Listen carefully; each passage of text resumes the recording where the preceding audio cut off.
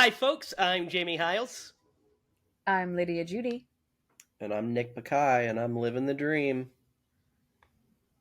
And ho, ho, ho, Merry Christmas. Welcome to You guys this don't know who year's that is? holiday special. Derek is random people. You don't know who Nick Pakai is? He was a guy on ESPN that would do a little thing. He always seemed really stressed out. Yep. Excellent. Anyway. Excellent. Happy holidays. I'm working on everyone. my pseudonyms. He's trying to get another AKA. Yeah, another alias under my belt. People are knowing you. They're catching on to Raul these days. I know. That's why I got to mix it up. Nick is my next one. Well, I wanted to seem more legit. Yeah. Excellent. How are you guys doing tonight? Doing good. I'm okay. Life is it's chaos the holiday around. Spirit. Yes, the holidays brings the chaos to my life. Mm-hmm. That's where I'm at.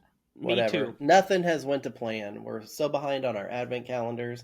My wife decided to get Play-Doh as an advent calendar thing for the kids, and we've got so much freaking Play-Doh, I don't know what to do with it. Think about making cookies and handing them out to the kids in the neighborhood.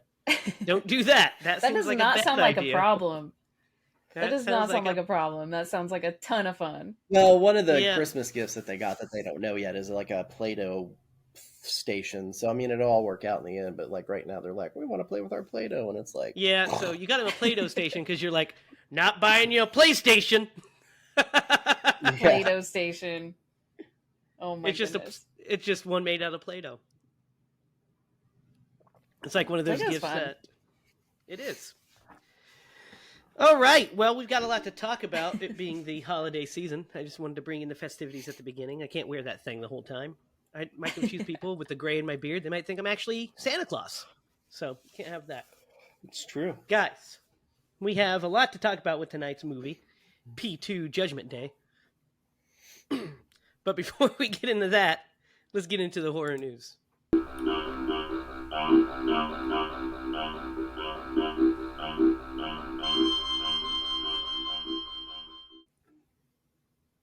We'll start with this one. It's right in the holiday spirit.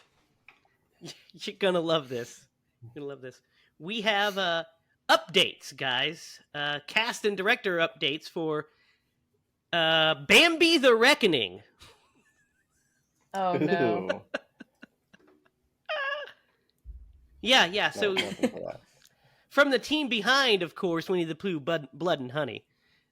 We learned Bloody Disgusting. Exclusively learned this week that Roxanne McKee, who starred in Wrong Turn 5, will star in that movie alongside Nicola Wright and Tom Mulheron. And they also report that they have a plot synopsis. Dan Allen is directing, who directed a movie called Unhinged, I've never seen. The plot synopsis is this. The film follows Zinnia, which is Roxanne McKee, and her son Benji, who find themselves in a car wreck and soon hunted down by the vicious killing machine, Bambi. Bambi will destroy anything in anyone's path. What are you guys thinking about this? I mean, what is there to think about it? It's like, just expect the worst. Yeah, it's got to stop, guys. It's got to stop. Yeah. You ever feel like you're living in an alternate reality? Yeah. That started around 2016 and it's just been strangely. Like Shitsville. Yeah, Shitsville it's were weird a place, which probably how is that a place, happened. and I don't mean to throw any shit at Shitsville, but Shitsville's a anyway shitty place to live. Just money grabs, you know. They're like, oh, people will watch it because it's called this nostalgic thing. Yeah, it's got to end because I read something the other day, and it's true that next year, January 1st of next year, the Steamboat Willie version of Mickey Mouse becomes public domain. It's the 100th year anniversary. So it becomes public domain. Wow. And I read something where they're like, please don't please, just don't. We don't want to see your shitty slasher movie starring Steamboat Willie. It's true. It's true. We don't need to see that. I feel like now we got to make it, man. What are you talking about? No, that would just be You the can't worst. let an opportunity like that just slip through your fingers like it's sand. You can if it's a terrible gotta idea pack that and a shit and make derivative a mud idea, ball. and an idea that's going to be pitched by every hack that's ever walked the earth. Hacksaw Jim Duggan would be pitching this. I feel like now I need to write a screenplay. I think like at least that sounds like at least that sounds like it could be scary, like Steamboat Willie. Like that's like a kind of a tough name. It is, Dude, even though it's a perfect opportunity for Adam to create a universe of killers. He could have started with Hatchet and moved into Steamboat Willie. He comes in the swamp. Steamboat Willie does. It's funny because it doesn't really. If you think about it, you're like, yeah, that kind of sounds like a tough name. But then you're like, steamboats aren't tough, and Willie is the least tough name. No, I'm gonna set up the plot. You hear the whistling in the background, right before you die, right before you see the boat, and it's a ghost ship. Ah, yeah, Steamboat but Willie. But you see, that would be a cool movie. The thing would be the villain has to be the public domain version of Mickey Mouse, and that's just going to be horrible. Right? Yeah, definitely. I've seen some pretty scary Mickey Mouse in my time, so that's true too. You can make him. No, It's one of the. I mean, it almost makes more sense than Winnie the Pooh, like the most cuddly of all the Disney characters. And Bambi is a baby deer. Yeah, but Mickey Mouse is a He's mouse. all grown up and out for vengeance. So yeah. I think the plot of Bambi should have been him like going after the hunters, right? I mean, it should be a survival movie, definitely. Yeah, I agree. But what do I know? Boy, we went way out of the ballpark. Hey, you know what? I know who could do the music for Steamboat Willie, though. Me too. Our friend Zach. Oh, yeah. That's a good idea, actually. Mm-hmm. Jamie, are you telling me that that's our next project? No, I'm not. Our next project is the feature-length version of Secret Admirer. Look out for it. It is going to be on the way. I meant after. Suitable Flesh is heading to Shudder in January. Joe Lynch's latest feature film. So it looks like we're going to be reviewing that one soon, right? Yeah, I was all up for trying to find a theater. There wasn't one near us. I looked, and then the nearest one was about 4 hours away, and it was on a weekday. And so we just couldn't go. I looked for tickets. Dang it. Damn our location! But we will see it soon. Indiana. I know. You suck. Once it comes out on physical media, I'm going to buy a copy, of course, as well. So, William Brent Bell, who directed the prequel to Orphan First Kill, has stated that they are actively developing a third Orphan movie. What are your guys' thoughts? Orphan, I don't even know. I can't remember. Second Kill. Yeah. I haven't seen the First Kill, so it's called Orphan Retirement Home. She died, so you'd have to be like Orphan the teenage years. Yeah, well, she's already an adult in Orphan First Kill. Oh, is she? Yeah, because she plays the same character. No, because remember she's an adult in Orphan as well. Right. She's you just need to make her immortal. No, so it's going to be it's basically going to have to be another prequel, a sequel to the prequel. I don't know. I didn't know it did that well. That is strange. It could work though. I haven't seen First Kill yet, so I watched First Kill. We'll talk about it eventually. I don't know. I liked Orphan way better than it. First Kill was a little slow for me. All right. Speaking of horror sequels, Smile 2 has found its lead. It is... Is it a slight frown?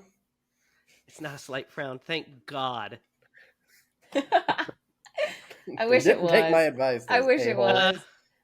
So Naomi would know Scott, someone was listening if it was. Naomi Scott is the lead in the new Smile film. That's her right there. We don't have much plot details except that we have none at all in this one. So we have no plot details except that this woman is starring in it, and that it is being directed by Parker Finn, I guess. And it will hit theaters on October 18th, 2024. Lydia, you got something you want to say? I just, it all flashed back to me how mind-boggling that movie was to me. I'm just like, what is the next? How it had a good ending, and then it screwed it up with a terrible ending, all in the same movie. And the rules and everything, like the scenes, just like, what? Maybe they'll fix some of that. Maybe they'll fix some of that. We'll have to... Or maybe it'll get more and more confusing. It probably will, yeah. You know? It probably will. It's not too late for them to fix their title. I'm curious, though. Yeah. I don't think they're going to do that. That's the worst title. Fix their titles. Slight frown. A slight frown. That movie would have a slight chance of succeeding.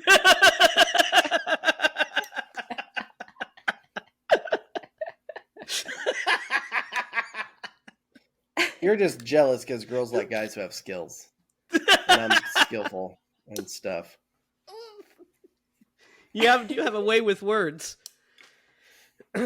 Just don't ask him to spell them. Dude, I would watch it, or I'm going to have my grandma come visit you. From beyond the grave. A ghost shit on me. On the small of my back. I got ghost shit on my back. It's called ectoplasm. You're going to be visited by 3 ghosts. One shits on you. Yeah. Instead of ghost ship, it's ghost shit. Yeah. Hey, we're all down for the parodies. It's the the ghosts of Christmas past, present, and shit. So Saw 11 is on its way.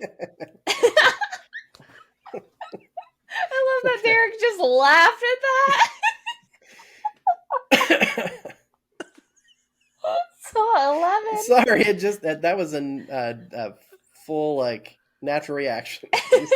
Saw 11. God damn. That is a lot. They made a lot of these motherfuckers. So Saw 11 is returning to theaters on September 27th, 2024. So that's great news, I guess, right? We learned that the writers of the last movie are not actually writing this one, which is unfortunate. Josh Stolberg and Peter Goldfinger. I have not seen Saw X yet, but I heard some great things about it. What's so funny now? you froze, and so the next thing we heard was Peter Goldfinger. Oh, shit. Okay, well, let me start over. God. So what I was saying is Saw 11 is coming out on September 27th, 2024. It's not being written by the same writers as the last one, Josh Stolberg and Pete Goldfinger. But so they have new writers on, and I've not seen Saw X yet, but we need to review it. I heard it got great reviews actually. Nice. So I mean, we're about to head into more midquels with Jigsaw, because that's what these are. These are all midquels, because they made the bad mistake of killing Jigsaw in Saw 3. So everything that has Jigsaw has to be a prequel. So that's why he just wears his backwards cap at 80. And he's like, hello, fellow kids. Sup? Are you guys down for another Saw? Definitely. I'm going to start using my toes now if I want to count them. You got to keep it going. You do. Especially if they're getting good reviews. Yeah, the last one was a box office hit and got really good reviews. Spiral was not a huge hit, and it got decent reviews. And then the final chapter did not get great reviews at all. And then there's Jigsaw. Because they lied to us. Yeah. Well, I think they called it actually They called it Saw 3D, is what it was called, but it was supposed to be the final one. And then, last but not least, guys, you'll like this. Universal and Blumhouse are bringing us The Wolfman in Halloween of next year, directed by Lee Whannell, and starring Christopher Abbott in the title role. Who's Christopher Abbott? Christopher Abbott is an actor from Poor Things. Let's see what else he's in. So definitely down with the director. Is this gonna? I don't know if they've disclosed this, or is this gonna be the start of a MonsterVerse, or is it just a solo? Probably film? not. I don't know. Huh. Okay. Yeah, you know, Okay. he's got like a Kid Harington thing going on. Ryan Gosling was originally going to be the Wolfman. He was originally going to star in this, but that's what I was thinking. Yes, and they had another director signed on as well, but they departed. But Gosling's actually staying on as a producer, but he's not starring in it. Nice. But Wolfman stars Christopher Abbott as a man whose family is being terrorized by a lethal predator. So he might not even be the Wolfman. Okay. That's interesting. But it, of course, is directed by Lee Whannell, who did, of course, all our faves. They did a couple movies. He wrote Saw 1 through 3 and Dead Silence and all the Insidious movies, and then directed The Invisible Man. Mm-hmm. And he's all right. So I'm very excited to see Lee Whannell's take. Excited to see his take on the Wolfman. Heck yeah. So guys, let's talk about P2. Have either of you seen this or heard about this prior to tonight's viewing? So you have seen it. I've heard of it. Oh, okay. I saw the cover. I've seen the cover before. I've never actually watched the movie. I've passed it a couple of times, like maybe even back in the day when there used to be standalone video stores for the youngsters. But I've seen it on streaming platforms, and I've just like, one day I'll give it a shot. But I actually didn't even know it was a Christmas movie, or like happened during the holidays. Yeah, you never even heard of this, huh, Lydia? Nope, don't remember it at all. No. This is my second or third time seeing this. I think probably my third time, because the first time I watched it was when it came out, and that was, of course, in 2007. So it hit video stores around 2008 or so, and I rented it. You're so old. Yeah, I know. I rented it and liked it, enough. I was like, okay, that's pretty cool. And then I watched it maybe a few years back on one of those streaming services, Derek. I was like, oh, I think I remember this movie. And I watched it and was like, oh, yeah, this is that one. So when it came time to pick a Christmas movie, I wanted to do one that you guys haven't seen. So I was like, well, let's see if they've heard of P2. And so that's great that you haven't. So you guys kind of went in with fresh eyes. You probably had no idea what it was even about, right? Right. Nope. Yeah. I didn't even watch the trailer or anything beforehand. So I was just like, all right, what are we doing here? Awesome. So where do you guys want to start with this one? Where we start every episode. We don't start it. We're not doing a scene by scene of this thing. So. We don't have to do scene by scene, but the opening is very important because it sets up the whole. Right. Like as a first watch, the opening is kind of intense. It is because just high baby. level. Yeah, high level. It's Christmas Eve. This lady is stuck at the office. She's trying to get some legal papers sent over in time for a deal to close. She needs to get out of the office. She's going to go be with her family on Christmas Eve. She's got gifts, sister, hounding her to get out of the office. Yeah, even before any of that, we open with just the car, somebody. Oh, you're in the right. trunk of a car. Yeah. I just forgot about that part, which comes back later. But yeah, and that's a good opening. I mean, Yeah. we start kind of in media res, and you're like, whoa, what is going on? And then we go to the story. So yeah, at first it does kind of throw you off because you're like, oh, and it's dark in this trunk, and really all I think you only see her eyeball. yeah. So like you're thinking, oh, this happened to somebody, and now she's gonna like run into this person, and they're gonna be in this situation together. That's what I thought. Yeah. But yeah. Yeah. So yeah, Angela. Let's talk about Angela because she's our lead, played by Rachel Nichols. And what do you guys think of Angela? She's a PWC, man. She's a PWC. Yeah. You think so? Yep. She's a pasty white cutie. Oh my god. Oh my god. At least I didn't say PWQ because that would. Anyway, for anyone who knows the backstory of my spelling, anyway. Yeah, that's true. He was like, why do I do this? Why do I do this? What do you guys think of Angela? She's a well-to-doer. Yeah, like I like her character because we get some backstory just in the beginning that she kind of is a workaholic and she doesn't have time for her family. She always blows off responsibilities with her family because she's too busy working. And then we get kind of like this weird this guy comes in and we get like kind of like a weird thing with this guy. And we're not sure of what is going on because we don't know if she had an affair with him. We're not sure any of these things because he's just like, yeah, I'd want to apologize for this. I don't want it to be awkward. And, I have a wife and stuff I love. And you're like, oh, what happened here? Set some little intrigue. Oh. And then we get the answer. Well, yeah, you watch the movie, Derek. No, even before that. So, like, being 2007, the way that she just, like, forgives it and tries to move on, I feel like is kind of, like, encapsulating, like, prior to a movement that happened recently, like, just kind of how things were. Like, and then we later on, we get the scene in the elevator, and that dude was too hands-on. And just a smidge handsy.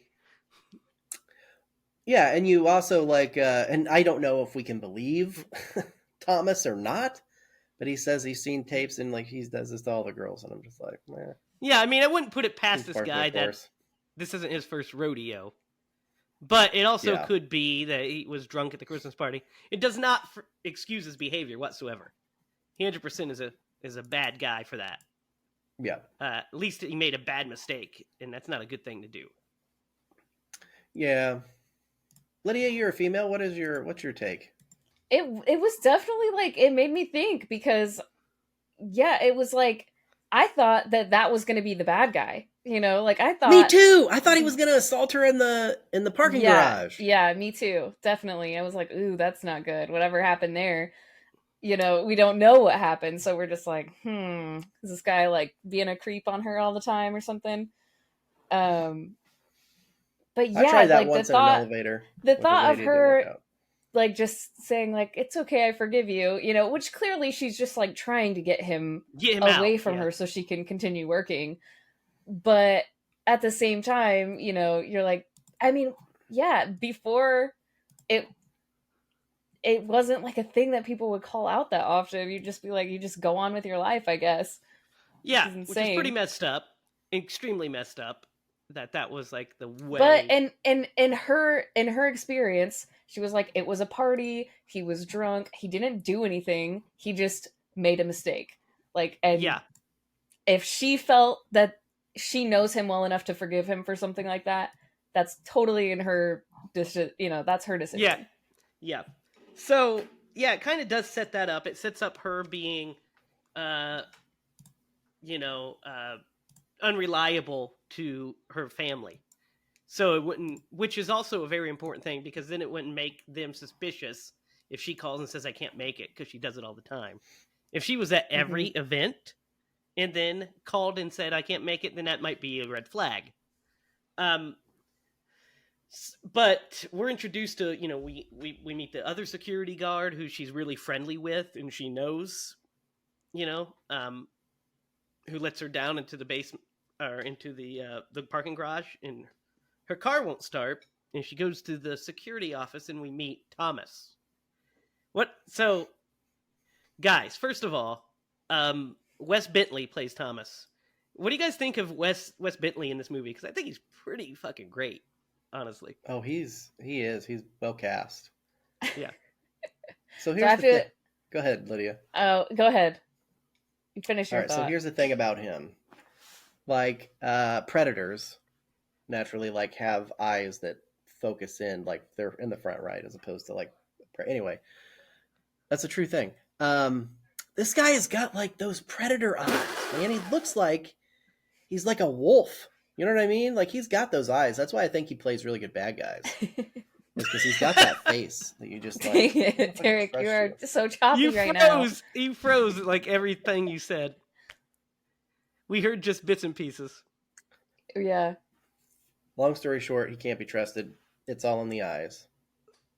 He looks like a bad guy. He does kind of look like a bad guy. I was waiting for him to take his shirt off because he's got like his little like chest hair. Oh yeah, you see his chest hair. He's got a coat under there. I was waiting for him. I was waiting for him to take his shirt off, and it was going to say a POD on his chest. Oh my gosh.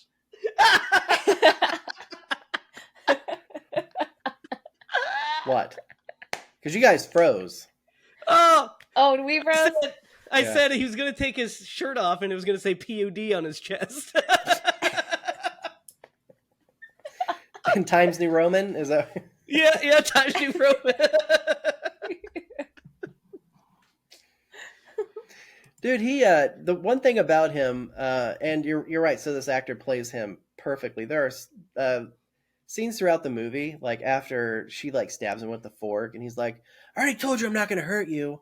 Come on. And then like all through the movie, he's just like, I want you to be my girlfriend. And I'm just like, bro, you chained her ankle to a table. Yeah, so you're creepy and you're pathetic at the same time. What do you think of him, Lydia? As an actor, I have to admit I have never liked this guy in anything I've seen him in.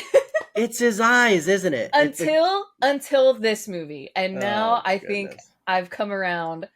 I just have to say I like watched the season of American Horror Story with him in it, and I hated it so much.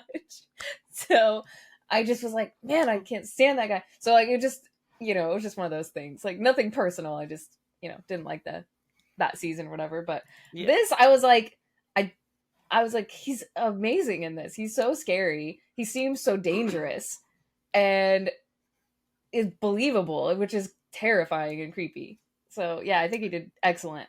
Yeah, he's in tons of movies too. Of course, he's in American Beauty, as Kevin Spacey's son. And then of course, The Hunger Games. You mean the others, the guy next door's son. Yeah. And then Hunger Games, Interstellar, Mission Impossible: Fallout, and Yellowstone. So I mean, Wes Bentley works a lot. He's in Interstellar? He is. He is the Doyle in Interstellar, the one doctor. Yeah, he's in Interstellar. Was he a good guy or a bad guy in that? I think he's a good guy in Interstellar. I mean, I don't know if there's bad guys in that movie. There is. Matt Damon's not a good guy. Okay. Yeah. Okay. I don't even remember. Oh, I have to rewatch Interstellar. Interstellar's amazing, isn't it? It Derek? is good. Yeah. It's very good. Yeah.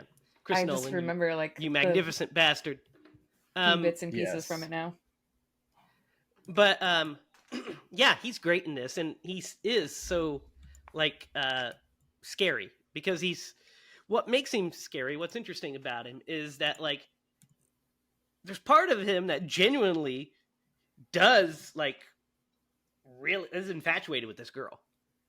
I mean, he's infatuated with her, so he literally part of him does not want to hurt her, but he is so deluded and crazy that he thinks that by kidnapping her and forcing her to have dinner with him, she'll like fall in love with him or something. Which is interesting because at the beginning of the movie, when he has her,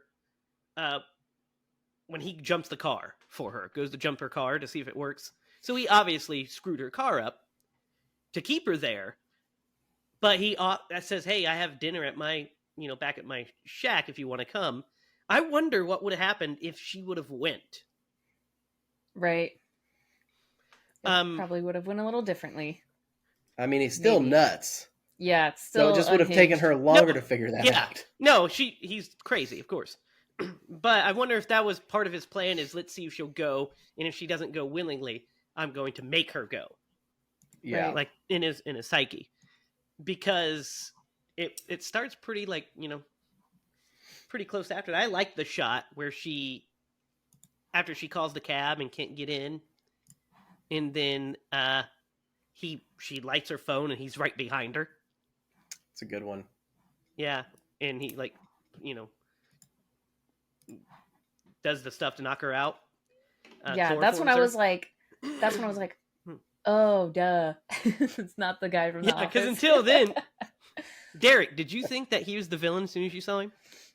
Yeah, I figured I figured it was either him or the other guy. The other guy was my first choice. I just figured that was how it was going to play. But then he did look suspicious, and man, I'm telling you, it's the eyes. He took over. Yeah, he was suspicious. I was even like, what, like, go ahead. No, go ahead. Oh, I was even like, when she like wakes up in there and he's like being weird, I was like, maybe he is like being forced to do this for some reason. Like, I was like, because he was being so nice to her that I was like, is he like good or bad? I can't tell right now. Yeah, then when she's changed, you're like, oh, clearly bad. Okay. Mm-hmm. Yeah, that tipped his hand when he chained her to the chair. That did it. Yeah, we get a bunch of great cat and mouse scenes. Let's talk about when they do confront the man that groped her in the hotel. Oh, man. Dude, this scene is so wild. Because he's like, she is doing everything she can to like play into his humanity, which he does pick up on. Yeah, and at one point he's just like, stop calling me Thomas. And all I wanted to like ask was, well, what would you like me to call you if I can't call you Thomas? It's because she was using it in every sentence. She was like word bombing him with it to try to. Yep. Like, Tom, stop it. Yeah. And I know but that was my first reaction. Like, what do you want her to call you? Anything but late for dinner. But accidents do happen. And actually the saving grace to this guy who gets just fucking destroyed, which by the way, I think it's hilarious that the way he covers it up is just a pile of fucking pallets against the wall. So I think he moves no one's going to see this blood smudge. Yeah, but he does move the body, but the blood smudge is just like, put these pallets in front of it. I think his plan was to clean them later, but for now, we'll just pop these up. Yeah, power wash that shit. Yeah. But the only saving grace we'll call him Roadkill, the only saving grace to him was in that scene where he's playing back the tape and she's like watching her get like groped by this guy. Carl, I think is that guy's name. Carl. When she gets good out, guy. It's Jim. Jim is that guy. There you go. Yeah. He has a reaction, and it means one of two things. Like he freezes the tape on like his mouth, which means, oh my God, what did I do? Like, how could I have done that? Or, oh my God, what did I do? I let her out. Now she's going to tell somebody. And I don't know which one, but that could be his only saving grace was he actually had genuine remorse, or he was most likely the other. Yes. Now, look, he definitely deserved to be called out for his shit and reprimanded. For sure. But for sure. And Tom was in the right to maybe say a bit this guy extreme. is a piece of shit. But yeah, that's an extreme. This scene is intense, like, because he wants her to do it. He wants her to beat him to get her revenge, and she decides she was like, I'll do it, basically, so it would save him from being beat by Tom, and also she could escape. But he's like, no, I shouldn't ask you to do that. You're right. I can't. You're too nice for that. And he decides to do it himself and just whacks the shit out of him with that flashlight. And like, good lord, the first like when he goes to do it and he stops because she yells and he's like, okay, starts to walk back and he backhands him and we get the slit on the forehead. I was like, ooh, that's well done. That's good. That's good. Yeah. A couple good shots in this movie. Yeah. That was intense. Yeah, so he beats the shit out of him. And then they go to pull away and he's like, we can't just leave him there. And he's like, no, you're right. And it looks like he's going to smash him. And then he stops. And then he pushes the chair into the wall and crushes him. What do you guys think of this bit? When the guts come out? Gross. So gross. Good. Yeah. It was gross, but it was well executed. Yeah, and then he smashes his head with it twice, and you can see that explode. That's good stuff. Well executed. Literally. Yeah, but Plan of the Century. It looked too good. Alex. That was really messed up. Yeah. It's disturbing. And the fact that she's like stuck, you know what I mean? And because she almost got out and then she couldn't. Because of, gosh, the thing that dates this movie the absolute most are those phones. Like her phone. Dude, dates there's this a bit movie hardcore. Dude, well, yeah, when she's making the phone call in the garage, and she sticks her hands out when she escapes, and she's trying to make, and she makes the call, but the phone's like laying on the ground and shit. I see it pops up. It says Nextel, and I was like, oh my god! And I googled Nextel. I was like, wonder whatever happened to old Nextel. Well, it got bought out by T-Mobile. Sprint. Who got bought out by T-Mobile, I think is how it worked. Yeah. And I was like, that's so funny that Nextel used to be a thing and that they were advertisers of this movie. Like, they were definitely sponsors of this one. So funny. That was weird too. When it showed her phone for the first time, I didn't realize when this movie came out at all. And I thought it was modern. Like, I thought this was a newer movie. And I saw that phone and I was like, wait, what? Yeah, wait, what? It's a flip phone? Why does she have a flip phone? I know they're coming back a little bit, but... Yeah, but geez. Yeah, that was... a side tangent. This is a side tangent, but it's worth... Do you guys remember the Nextel, like, the function of Nextel? They had, like, the walkie-talkie feature? Yeah. Yeah. I do. God. Those, dad... like, big yellow cell phones. Yeah, my dad and his... my dad and I guess my, like, second or third cousin... Yeah, he used to use that feature all the time. Oh my! What's the point in that feature? It's so dumb. Jamie, you definitely didn't catch that, man. Did you catch what I said? Yes, they used to use it. Okay, yeah. Yeah, when they're bushes, yeah. No, my dad like had a thing with his like that second cousin. Oh my god. You're something else. Your family's so messed up. We might cut this part just in case anybody who watches this podcast from my phone. I don't want to start shit, so we might cut this. Yeah, let's say that on Derek's dad's side of the family, there's a part of the family tree that doesn't fork. The branch definitely goes like this. It doesn't do this. It goes like this.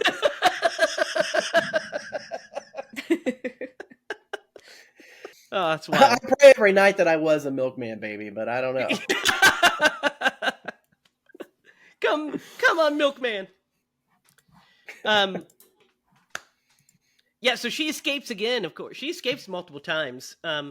But this one, when she's doing the walkie-talkie bit, or the walkie-talkie, the cell phone bit, is so intense because her hands get stuck in the in the grates, Mm-hmm. which is great, I guess you could say. And then when she is after she gets tased and shit, and she's put in the trunk, the cops show up, and I think this is a really effective scene when the cops show up. Mm-hmm. Because he's trying to, he's cleaned the blood, but that's after this whole big crazy shit has happened. I love the elevator scene a lot. Yeah, like when she sees him and like screams, like, and yeah, she's like, in the door. It's so intense. Yeah, because she can't get up because she doesn't have the key to the lobby. Yeah, the only thing that didn't make any sense about the elevator scene, and again, I should just let it go because it's a movie, but like when which is a cool idea, he throws the fire hose down and turns the water on, but I think there's a higher chance that it like fills the top up and goes over the side and goes down to the bottom of the shaft than it does that it leaks into the thing and fills it up. There's a vent. That's just me. There's a vent on the top that the hose hits. Either way, that thing is gonna leak. Or she could open that thing, or she could turn it on and go back down and let the water. So many different. Either way, it was cool the way it played out, but that just. Yeah, well, there's a vent in there, and that's why it fills up. That's why it leaks in. It's because it's right over the vent. So it goes because she looks up and she can see it, or he can see her from the top of it. So when it goes down into the vent, and I love the way it fills up because it's a cool image. And then it is a really cool image, and it's got a lot of like. And she finds the Carl there, Well, he throws Carl down, doesn't he? Yeah. And old Carl's floating there with her, and when she opens the door and they pour out, I love that. I was that was like a stunt moment that I was like, ooh. Such a cool. I was like, man, I kind of wish I would. That'd kind of be a stunt that I would do. Ew, no, I would not do that. Let me go out of the elevator. But yeah, it's a cool moment, and yeah, I love that. So after she gets caught again, after she gets caught and put into the trunk of the car, the police come, and he's trying to basically cover everything up because she tells him the cops are on the way. And so when they show up, he's like, shit, and he's trying to figure out how he's going to play this off. And so they come, he's like, oh, just been me here, me and Rocky, and just listen to some Elvis. And the one cop clocks him immediately. He's like, you're fucking sketch to me, bro. The older guy, he's like, sketch. I don't fucking like you. He's been around the block. Yeah, so he's like, you're sketch. I don't like you, but sure, get in the back of the car and we'll patrol around. And he's like, well, I've got to let you in and stuff. So he goes back to the guard shack and turns on the music while Angela's trying to escape the trunk. And the one cop walks up to the pallets, Derek, and shines his light on him. And maybe it did work. Thomas is like, and then the one walks up to, because he said, oh, be careful, we had a main leak, a water main leak, to try to explain all the water that's just everywhere. The one other cop's like, I don't know about all this. So they, so what do you guys think of this bit as they're like going through and he's like trying to guide them basically away from Angela? And when he goes to the guard shack and he has the freaking axe sitting right beside it, ready to. Yep. Yeah, and they're like questioning him, like, "Oh, were you having a party in here?" And he's like, "Nope, just me and my dog. Like, no party here." And you're just like, just arrest him." Yeah, just say, you're shady. You're under arrest for being shady. Yeah. It's so intense, and she's just like in the trunk, and you're like, "No, you're gonna miss your chance." Well, and like how creepy is it as they're like driving through the parking garage that he turns the music back on because they're Yeah. about to pass that car that she's in, Right. and he wants to try to drown that out. They also almost run over her phone when they Yeah. first get there. Like so many close calls. Yeah, and then I they don't do know how run they over her didn't see phone. her Yeah. phone sitting Yeah. there. Yeah, and then yeah, exactly. It's just like everything's there, and so they leave, and she comes out, and Tom meets her with the dog, Rocky, and he sicks the dog on her, and we get an intense dog chase scene where she stabs him with the crowbar, and I was like, man, no, you should have made friends with that dog. She should have. She definitely should have. Like, no. She had so many chances. I told Sarah, I was like, you see, when I was in that room tied up, I'd have made friends with that dog. So then when the dog was released, he would just come and lick me. It's like, attack him, he's mean. Exactly. But yeah, I just think about how scary that would actually be, of like terrifying, a big dog like coming after you like that. Yeah, just a big old dog. Yeah, with jaws that can like crush bone. Yeah, and it does bite her. Just a big muscly dog. Yeah, that it's like a girl like her like hitting that dog would probably barely even phase it. That's why she had to stab it. Yeah. And it still did. It still freaking. That's so freaky. Came back. She had to stab it again. And jump scare. Yeah, basically, yeah, it was a jump scare. Bit her calf. Yeah, bit her. And then when he finds her, when he finds Rocky, he's like, "You didn't have to kill my dog. It's just a defenseless animal." And you're like, "Oh my god, this guy's so fucking crazy."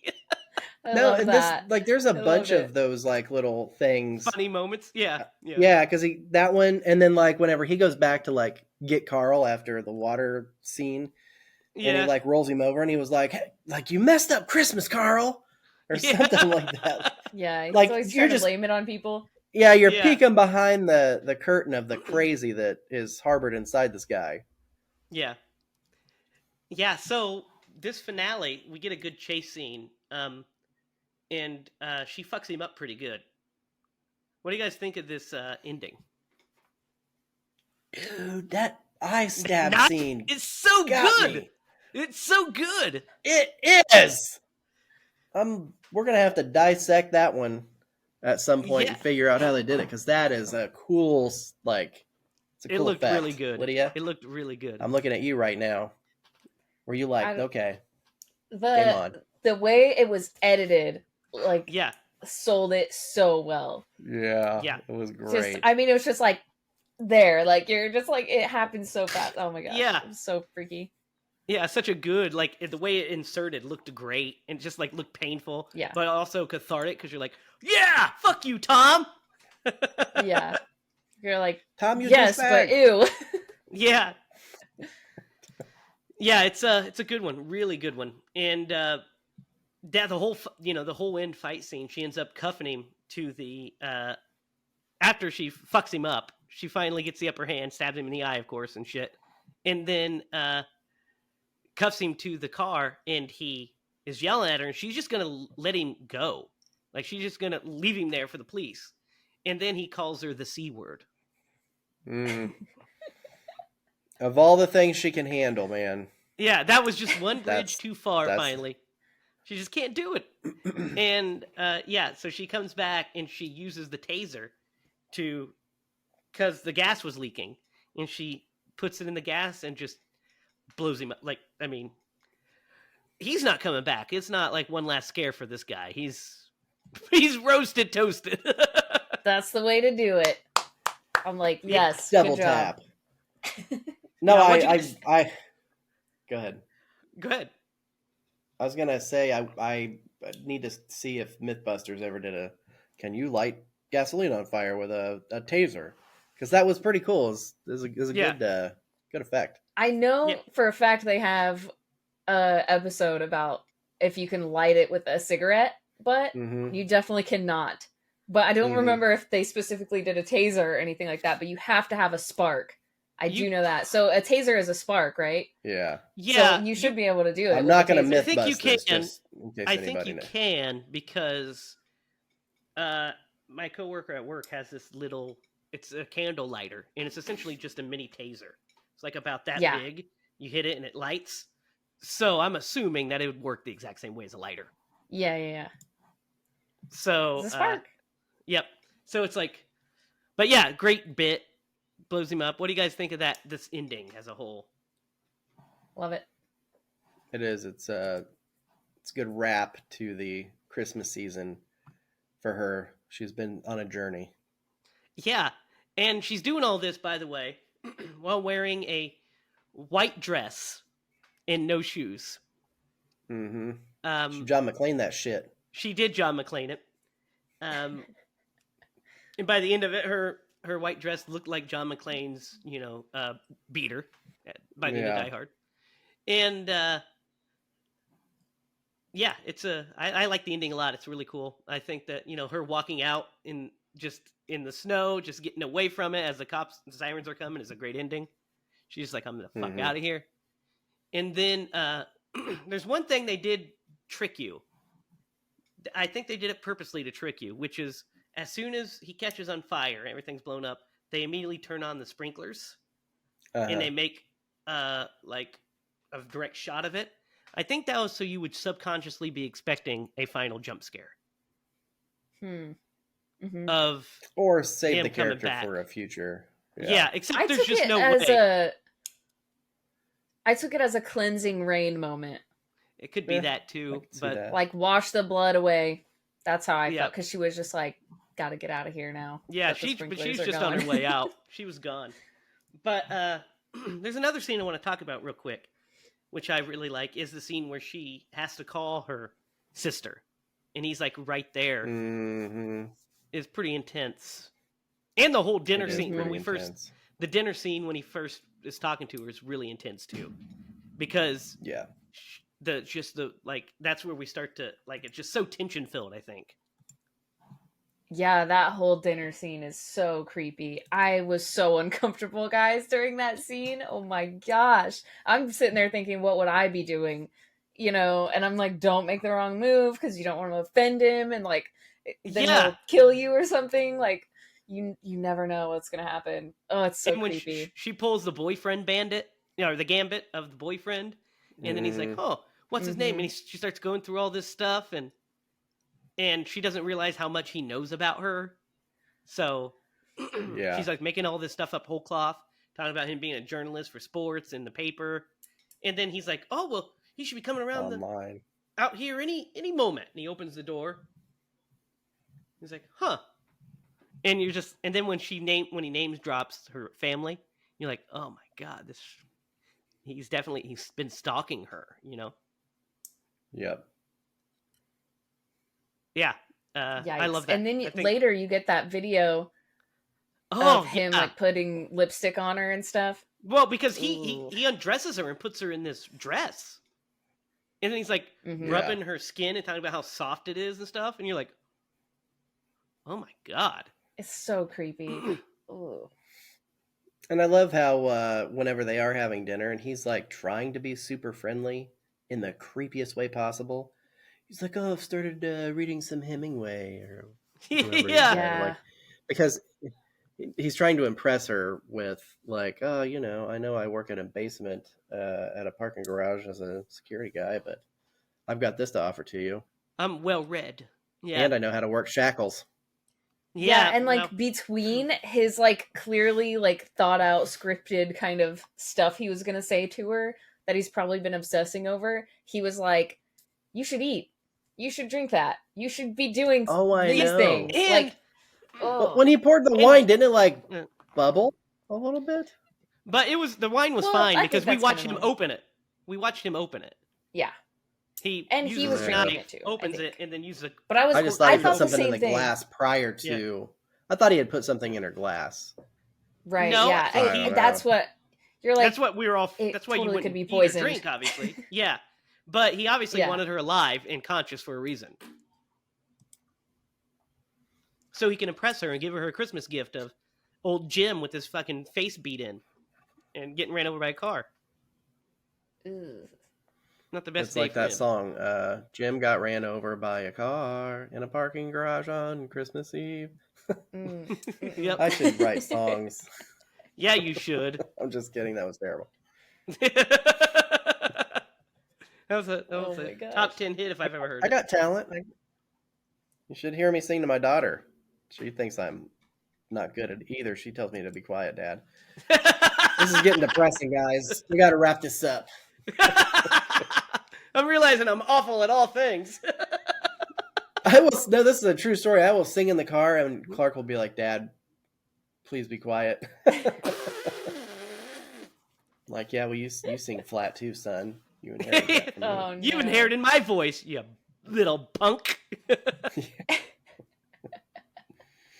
You know, I sing to Connor to put him to sleep. What I'll sing to him is Judas Priest, "Some Heads Are Gonna Roll," because that's like his all-time favorite song. Like, Witch Doctor I'll sing to him. He kind of likes that one and other ones, but it's "Some Heads Are Gonna Roll." That's what he listens to in the car when we drive.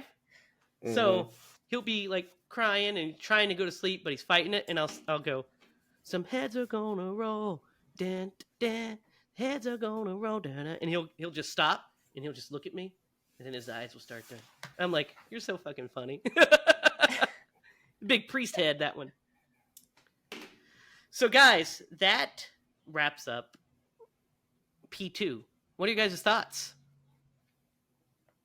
It's pretty good. Pretty good choice, Jamie. A little surprise on Christmas. Yeah, it's like a Christmas present, right? Yeah. It was good. It was definitely overlooked on my behalf, and the fact that I never gave it an opportunity. So it was good to give it a watch. Yeah, I like it. What would you guys rate it?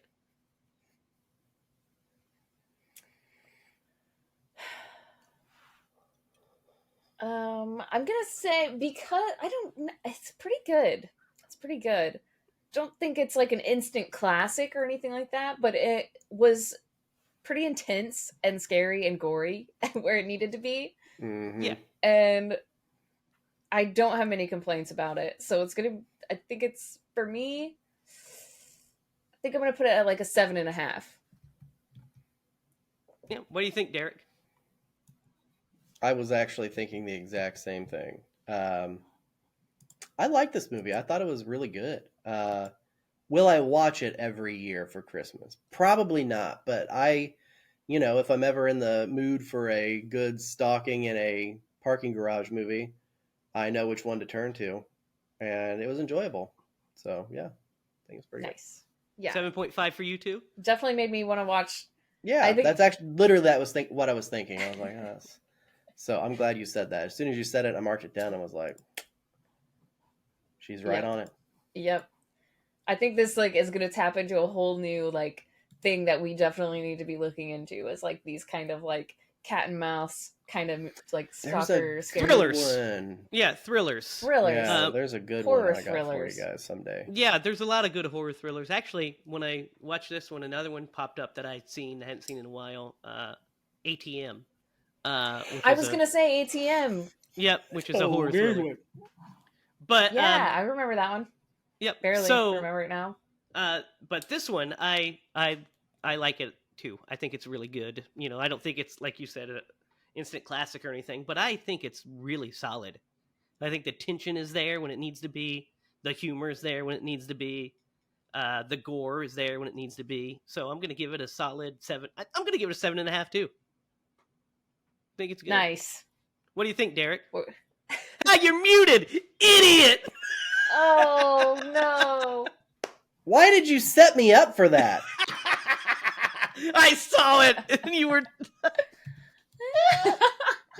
I thought we were friends, man. The old bait! I didn't even know. That was really random when you're just like, oh, Derek, what do you think about that? Well, because you were trying to talk earlier, and you were just like... And I was well, you were frozen, and I, which Lydia did not hear me when I said it. I was like, just roll with it. Oh, yeah, I thought you were just mouthing it, because I was like, yeah. No, we were like, just keep going. And then Jamie had to go and like, look at Derek!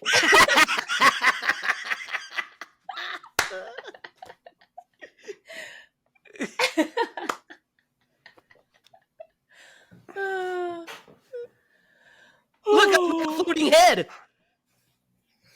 I thought you had like glass breaking or something. It kind of did look like Lydia's trying her best, man. It still doesn't do it. It just never does it. There we go, party balloons. It's because I'm on a PC.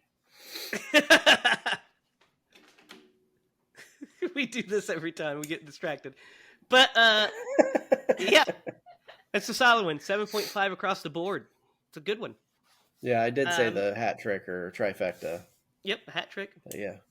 Lydia, it is your turn to pick next week's episode, which is the season 4 premiere. Finale. This was a season 3 finale.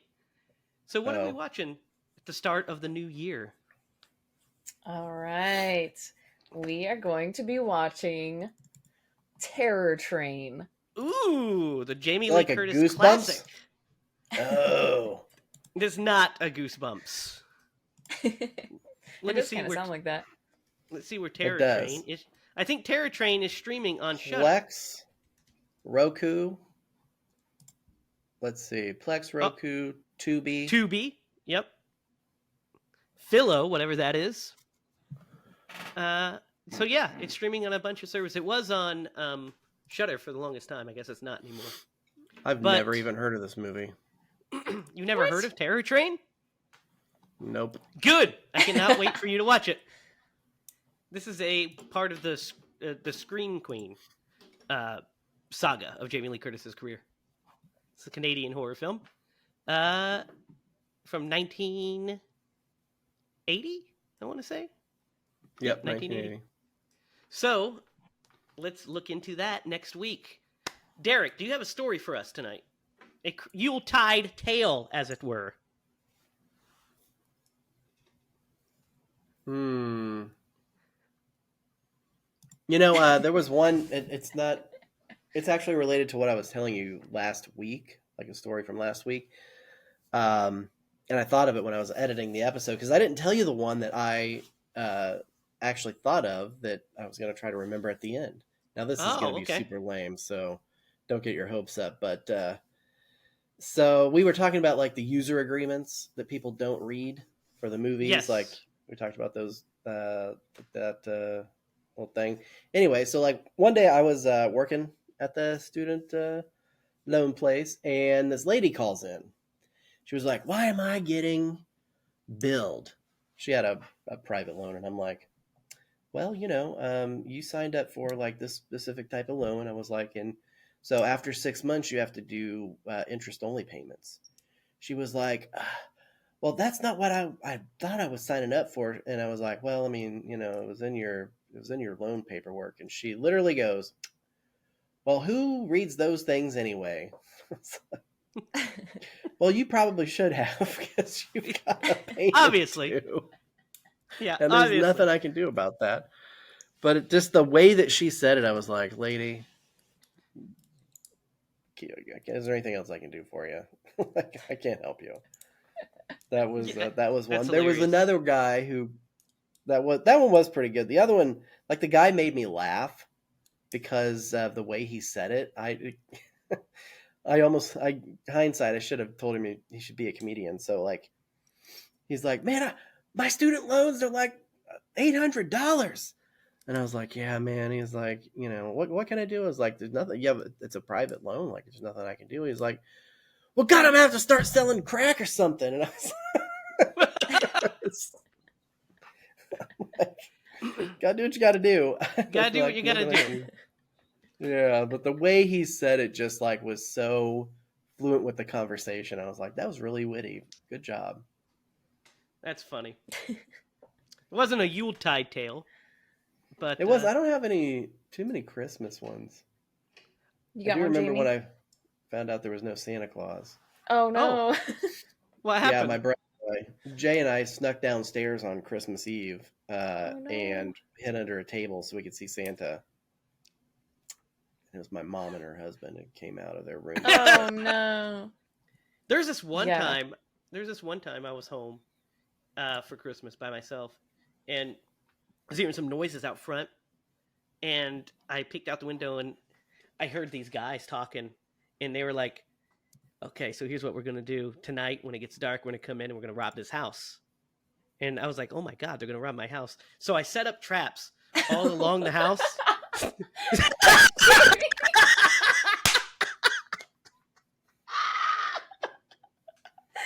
You had us like so convinced there for a second. Like I was like, wait, what?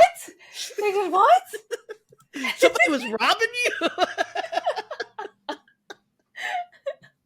I was so scared for a second. And happy holidays. Thank you. And that good. wraps up this season of Scream Bloody Movies. Next season, we will start with Terror Train. Oh my god, it just hit me again. I'm gonna cry. That was so funny. Me and Derek's faces. I'm gonna have to watch that back. Oh my gosh. Whew. I was looking up the one-legged hipster when you were telling that story. So it really caught me off guard. I'm like, what are you talking about? And that, again, like I was saying, wraps up this season of Scream Bloody Movies. Season 3 is in the books. Season 4 will start next week with Terror Train. We have some great stuff coming up for you next season. Some updates on the movie, because we will be shooting that in April. Right, Derek? Yep. The opening scene of the movie starts in April, which will lead into the funding for the film. So stay tuned for those updates. Some big things on the horizon with that. And we want to wish you all a Merry Christmas and Happy Holidays. And we'll see you, of course, next season. But before we do, we have to give this season one last Aconization. Who does Tom Atkins play in this one? Thrill me. Oh my gosh. I don't know. I can I tell think you you have to play ahead. either Carl or Jim, right? Or the police officers. Yeah. Yeah. I was gonna say the police officer. Both of them. He plays twins. I mean, we could make him play Thomas if you wanted to. But then it'd be a much shorter movie because instead she'd just fall madly in love with him. Yeah. Right, exactly. That would never work. The movie would say, he'd say, "Hey, do you want to come back to my shack with the and have dinner?" Then it would cut to them in bed like The Fog does. Yeah, with a cigarette and a beer. And then the credits would roll. Yeah. I'd like to see that movie. Mm-hmm. So yeah, I would say let's make him the which one, Derek? I would say one of the cops. Okay. He'll be I just don't want to mess with like Thomas, but then I 'Cause at don't least want him they to live. die. Yeah. Yeah, I don't want him to be like, ran over like a car like a bitch. He wouldn't be groping women because My brother got ran over by a car and Right. he's a bitch. Yeah. Yeah. Yeah. I'm so out of it right now. Yep, I'm gonna go with the police. I'm gonna go with the police officer. He could be the cop that suspects him. That one that's all like, Yeah. I don't like you, buddy. Yeah. The smart one. Yep. And that is our show, guys. Follow us online at HiLaProductions.com. You can follow us on Facebook at HiLa Productions. You can follow us each on Twitter. Follow Derek at DDogleymaster, Lydia at Lydia Spooky, and me at Racket. And you can follow us on Instagram at Scream Bloody Movies. Be sure to comment down below on your thoughts on this, your Yuletide horror memories, and if you ever were robbed by two men and had to set traps to protect yourself as well. It's a common thing that happens around the holidays. Until next week and next season, we'll see you next year with Scream Bloody Movies. For Derek Lemaster and Lydia Judy, I'm Jamie Hiles. Remember, if you're going to scream Bloody Movies.